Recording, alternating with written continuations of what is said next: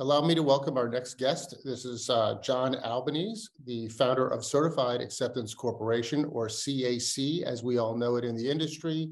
John, thank you for joining us today. We're fortunate you are making an exclusive on-video announcement with us. I know you're spreading a press release to the entire community, and we're very fortunate that you've granted us this interview.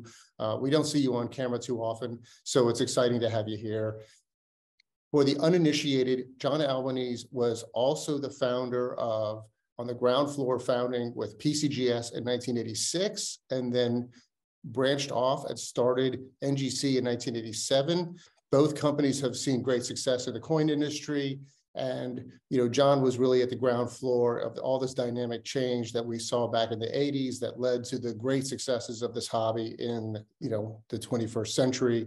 And CAC was founded in 2007 in a way to establish picking the cream of the crop, as it were, of coins that were already certified by PCGS and NGC.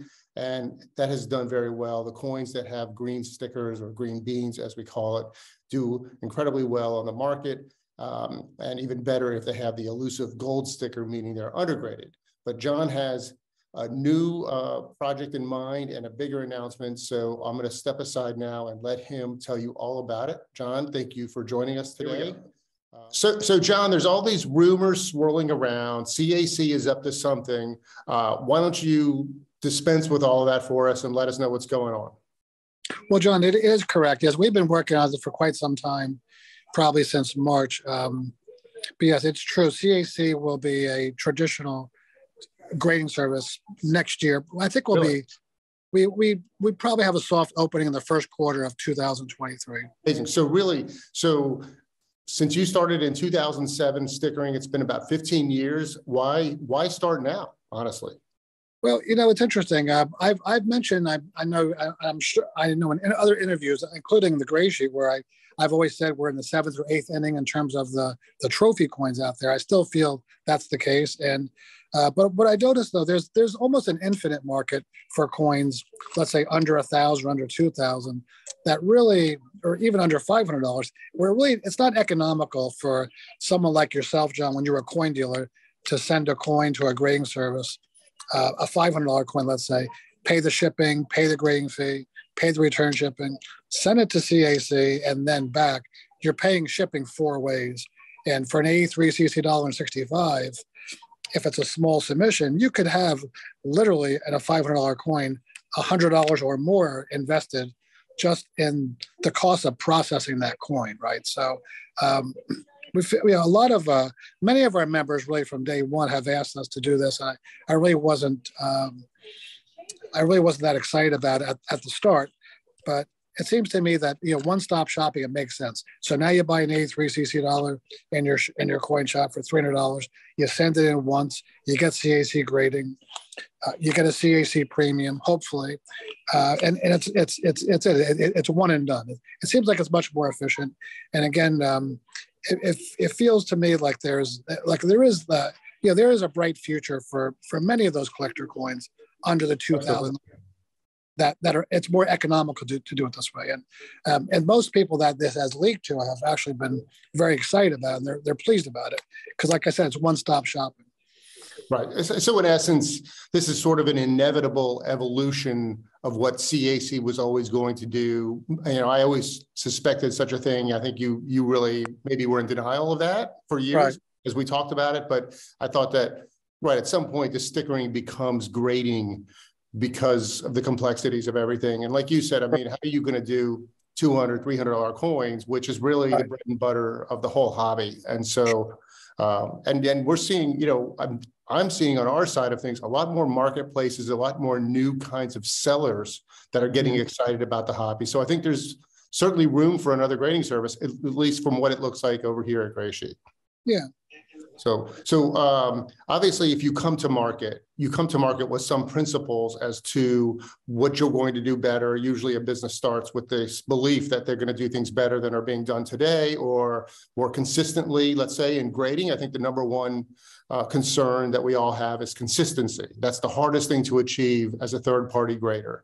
How are you guys going to address that? Well, it's interesting because I've done a lot of thinking about this in the last several months, and I can tell you where if I had to do CAC over again, I would have probably focused more on. I definitely would have focused more on grading sets. All right. So, for example, and again, and I tell the graders here, it's like calibration. I'll come in Monday morning, and I'm usually kind of stale unless I grade over the weekend. It sounds kind of strange, someone who's been grading their whole adult life, but you do get stale. You do need to calibrate.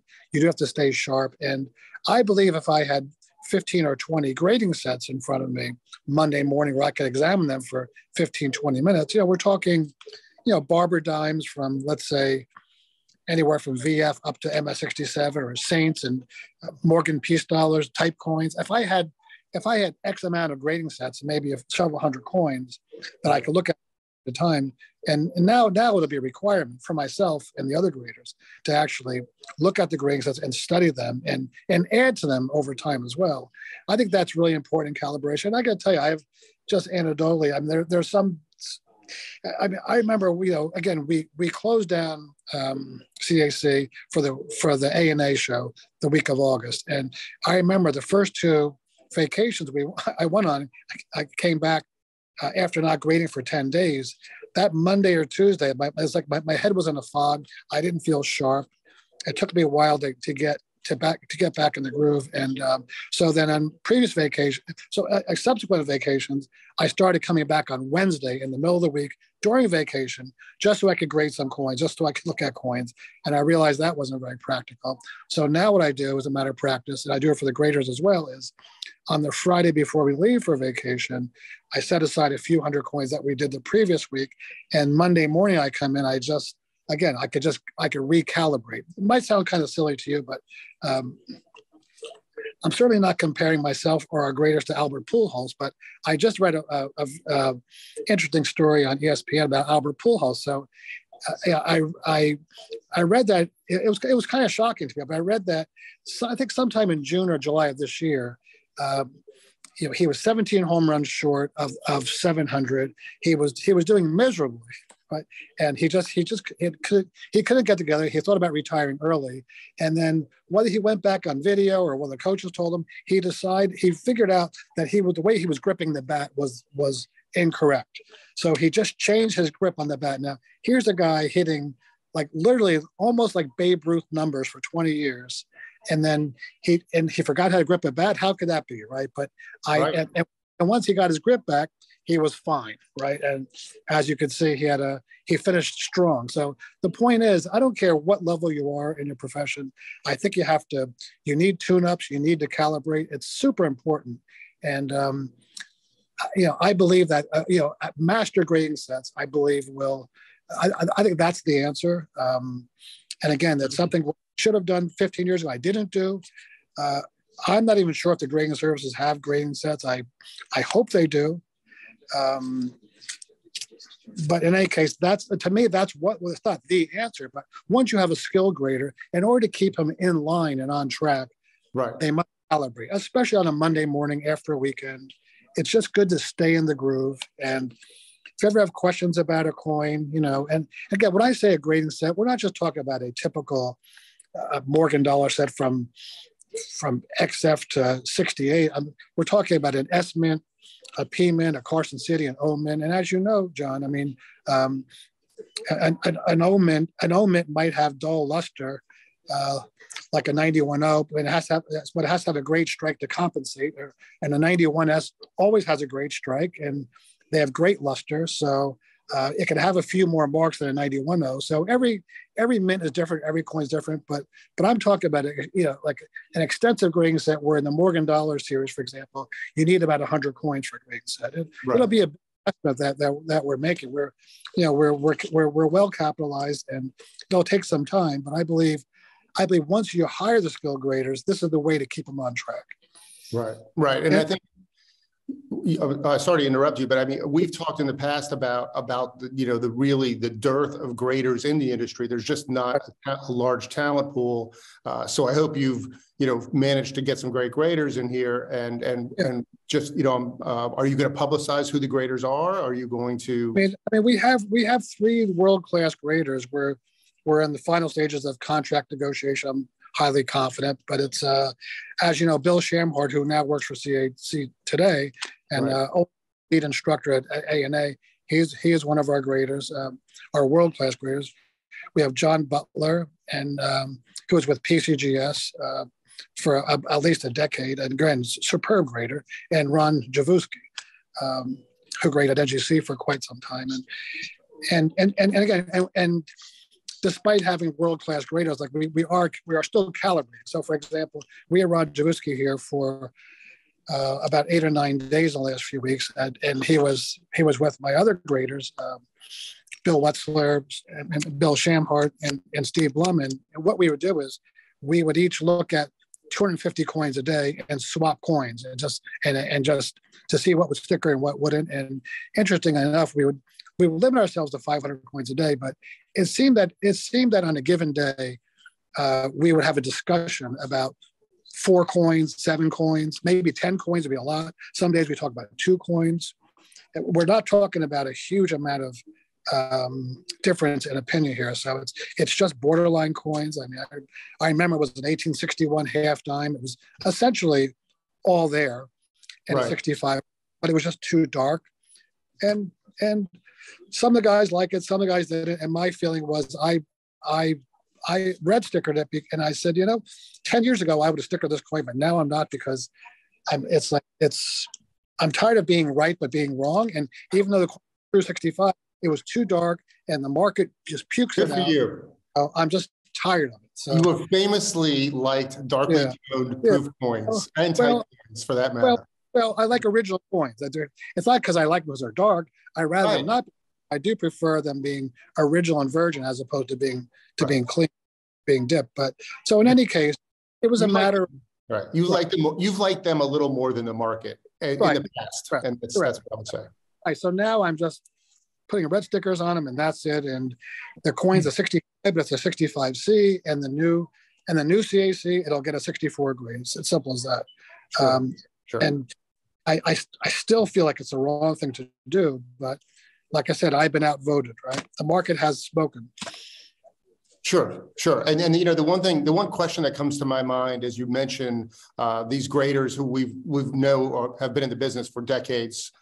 Each one of them is the problem is we need new people. And so when you talk about burnout, which is what you were alluding to, then, how do you keep older guys fresh, or really what we need is to get younger guys into this program. So I hope that's part of what you're doing. Yeah. Oh no, I certainly, I have maybe, it could be around 10 or so resumes from bright, young stars out there. And again, and we're planning on testing every one of them. Right. With fresh eyes. That's important. And obviously the way you test them at grading service is you put them on first base, which is, as you know, the lingo is that's the first person that grades a coin. And then we see how he does by the end of the week. But also, I believe also, it wouldn't be fair to them to just throw them in the grading room. It would be, I'd prefer to say, here's 200 coins in a grading set. Take a look at these for the day and let's discuss the coins.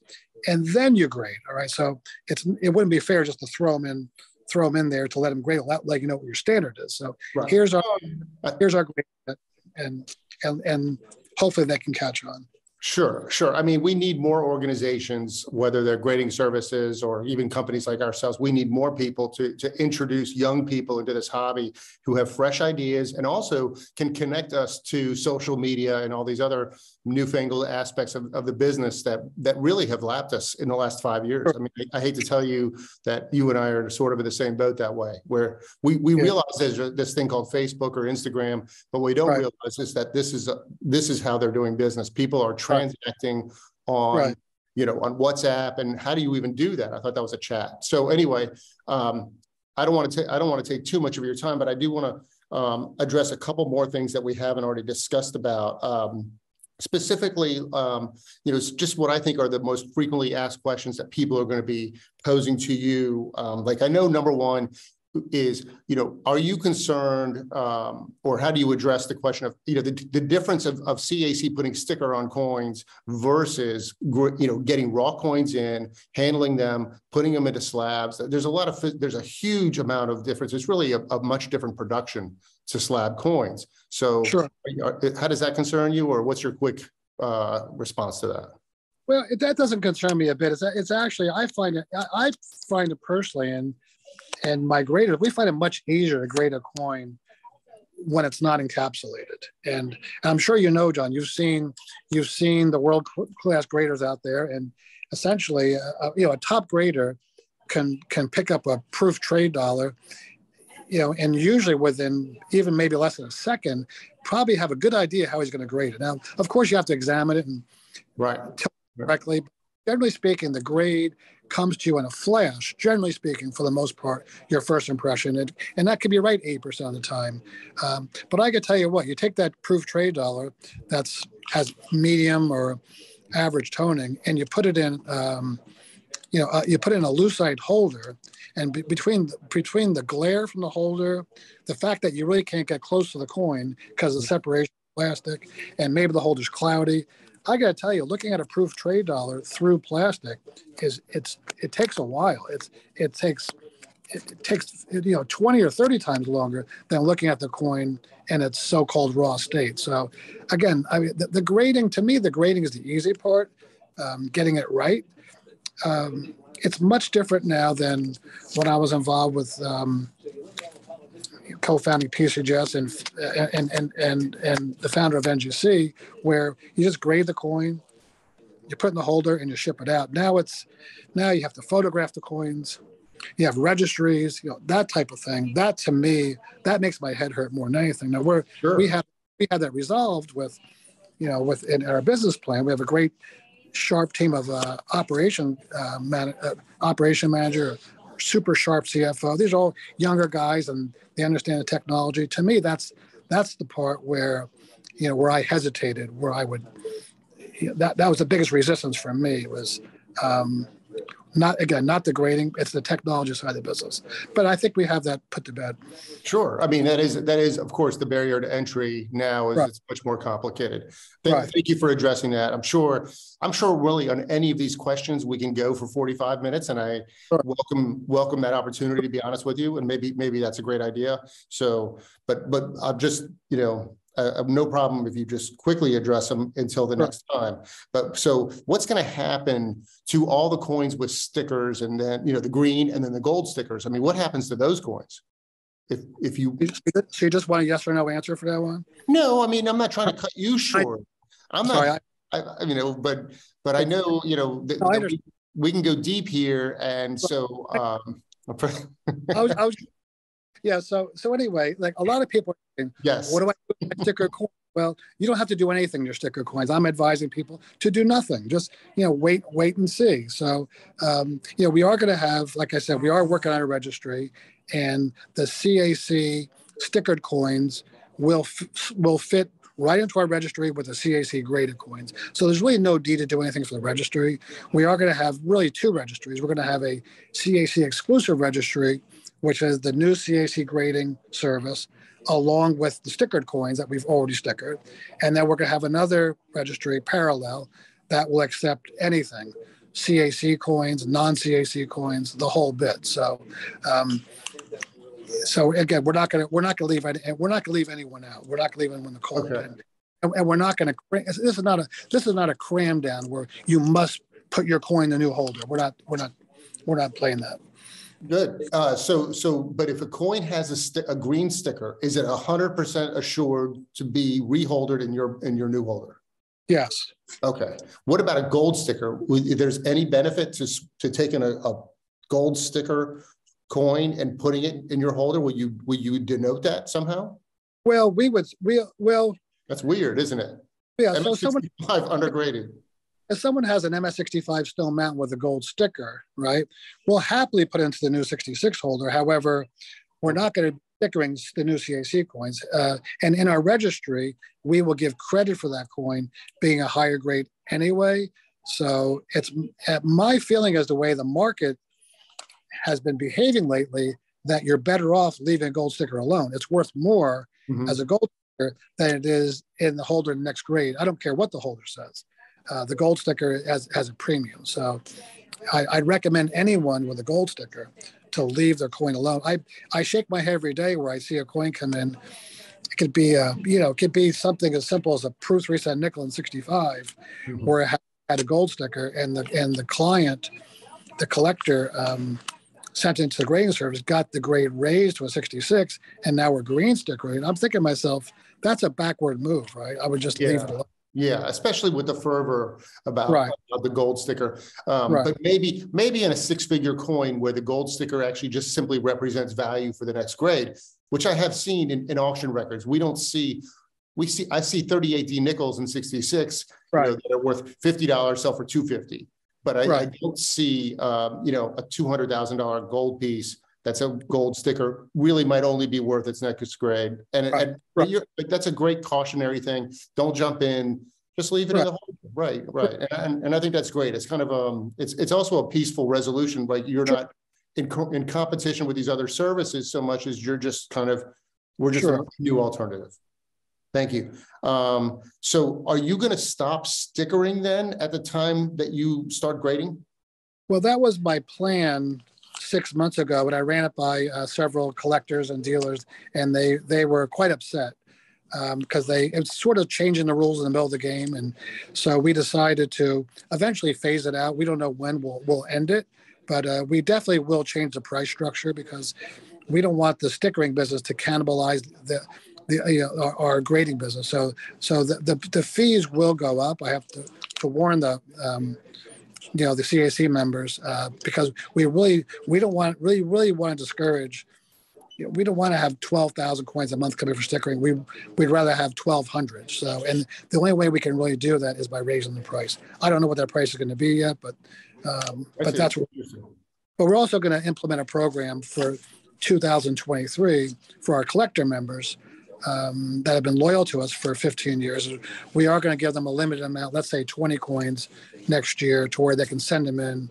And if they don't, at the old price, and if they don't sticker, we won't charge them because we just don't want to take that away. And that'll be good for next year. Okay. And maybe the year after we're still stickering them, but we might not be stickering them. Okay, great.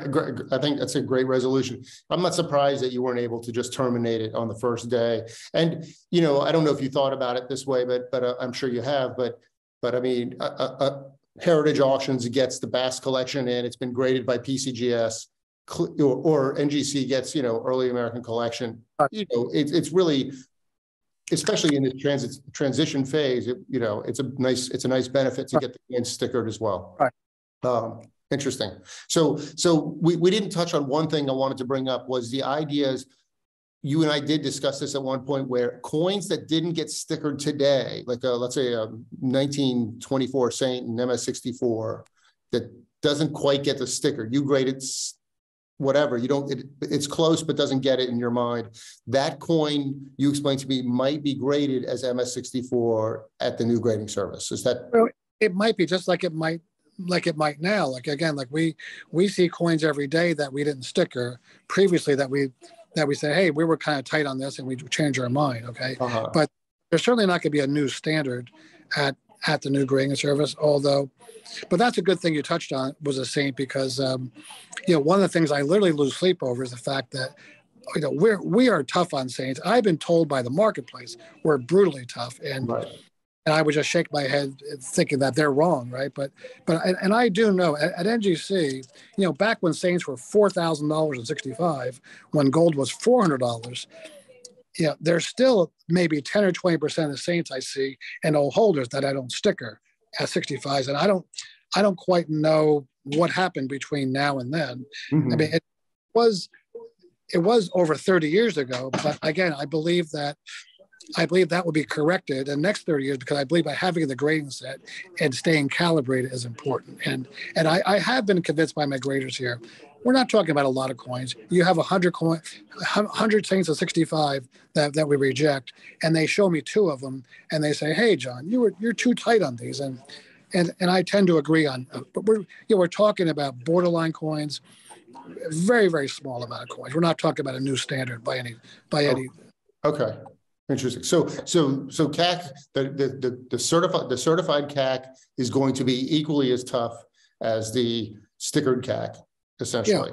Yeah. Well, if you want to call it tough, sure. I mean, I call it tough. There are people there are guys out there like, as you know, like I'm considered a tough grader. I've always been a tough grader. We're considered tough at CAC, but there are some boutique, really smart retailers out there. Let's take Joe O'Connor and Warren Mills, and even though we're tough, they're even tougher. So you have to have a standard, a grading set. You stick to it. You will, John. You will be able to see firsthand our Saint grading set, and you'll see our 65. You'll see our coin that is almost a 66, and you'll see a coin that barely made it. And the coins that barely make it are pretty darn nice. So I think you'll be happy. Okay. Well, I mean, I'm just following the market, so my happiness is not critical to this operation. But all right, so I just thought of there were series that you advocated stickering on, let's say like colonial coins or even modern coins. I know you do Franklin's, but you don't do, and I think you sticker Ike's, but you don't sticker Susan B. Anthony's, for example. Or are you going to grade these coins? Is that an obvious? We don't do proof Ikes now, but yes, we are going to grade the coins. Again, this is not. I'm certainly not a fan of modern coins. I think they're fine. They're fine as collectors. In fact, if I were a collector, say there are certain modern coins I would collect. I think they're beautiful designs, but we are going to have on our website a lot of disclaimers and disclosures. And the modern coins are fine, but in terms of investment, we're going to warn people that these you shouldn't put your whole IRA into these things or your financial modern coins. But you shouldn't do that with rare coins anyway. That's right. Right, we're here for collectors. And again, I have no problem with modern coins whatsoever. I just don't like the way they're marketed in many cases, not in all cases. Are you going to grade on the 6970 standard for moderns the way that? Yeah. Yes. Okay. So basically a coin, as what I'm suggesting there is that coins are either 69 or 70 or not graded is typically how that's done in the market today. But I would say, and this is another 1 hour conversation for you and I, that there's an entire, and I've learned a new religion about modern coins, and I'm not talking about modern coins that are, the marketer friendly, limited edition, reverse proof, such and such. What I'm talking about we just did an article on our latest Greysheet. It doesn't show up too well for the 1982, 1983 quarters, half dollars, these mint set coins that don't exist in high grade. And as in the role of Greysheet pricing editor for the last 7 years, I can tell you, gem nickels and dimes from the 1980s, they don't exist. These are coins. Right, and I remember as a teenager, so maybe I was 15 and Mark Salzberg was 12, and we were working in a coin shop in Flemington, New Jersey. And I remember having discussions. We would see things like 1965 quarters, because they were in circulation. 1960, we would say, these things are impossible. These are garbage. They're impossible to get nice. And we realized that back then, but we still had no interest in collecting them. They weren't even, but it was clear that these coins don't exist in gem. Listen, I know, you and I are not showing our age, but 1982 is not a modern coin to someone who was born in 1990. So, and my 25-year-old son was born in 97, so I know the math. This is getting old. But I had in 1974, 1975, right? So, right. Yeah. I was laughing because you and this inside joke we have about Flemington, New Jersey being the center of the numismatic universe. Oh, yeah. Anyway, well, again, another subject for another time. My last setup question is. By the way, I want to mention one quick thing, but Randy Block, still has a store there. He is taking in mentorships there. If you'd like to maybe go there and learn something, he'd probably take you in. I did drive through there once. Yeah. On the way from Princeton to Cardinals. Right. You have to go through Flemington. Yeah. And I stopped for a soda because I had to. It's like mecca. So anyway, my last question is CAC was founded on the stickering company was founded on a sort of, by two pillars. One was the stickering, and then the other one was the market making, which you used as a great way. It was kind of an ingenious plan to make sure there was a market for these stickered coins on day one. Otherwise, who cares? So you did that, and then the market came and said, we'll pay more than John Albanese in almost every case. Right. But are you going to still make markets? Is that part of the game plan? Well, yeah. It is seen as a conflict. I've talked to the attorneys about it. So, and again, keep in mind, like my role at CAC for the CAC grading will be, I've committed to spending, 1 week a month in Virginia Beach until our world class graders get calibrated. I'll do that until everyone sees everything the same, and I'll be here for tiebreakers. So I'm sure there'll be Federal Expressing packages here and things like that. But in the meantime, I will still make markets in the coins in my old company, John Albanese Numismatics.